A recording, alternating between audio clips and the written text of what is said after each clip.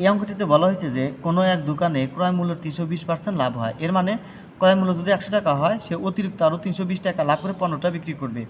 এরপর দ্বিতীয় আরেকটা শর্ত দেওয়া হয়েছে কি, যদি ক্রয় মূল্য আরও 25% বেড়ে যায়, তবে নতুন মুনাফা বিক্রয় মূল্যের কত পার্সেন্ট হবে।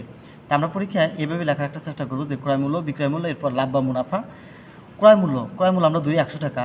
তো এই লোকটা কী করছে, আরও 320 টাকা লাভে যদি বিক্রি করে তাহলে 320 আর ক্রয় মূল্য 100 টাকা, তো বিক্রয় মূল্য কত হবে 420 টাকা।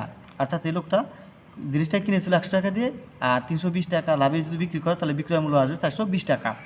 তো পরবর্তী আমাদের লাভের দরকার নাই, কিন্তু দ্বিতীয় শর্তে বলা হয়েছে যে যদি ক্রয় মূল্য আরও 25% বেড়ে যায়, অর্থাৎ ক্রয় মূল্য কত 100 টাকা, যদি আরও 25 টাকা বেড়ে যায় তাহলে ক্রয় মূল্য আসবে 125 টাকা, আর বিক্রয় মূল্য যা আছে তাই 420 টাকায় থাকবে। যদি বিক্রয় মূল্য 420 টাকা হয় দ্বিতীয় শর্তে, আর ক্রয় মূল্য যদি 25% বাড়াই দিয়ে যদি 125 টাকা হয়, তাহলে লাভ আসবে কত, 420 থেকে যদি আমরা 125 বিয়োগ করি তাহলে আসবে 295 টাকা।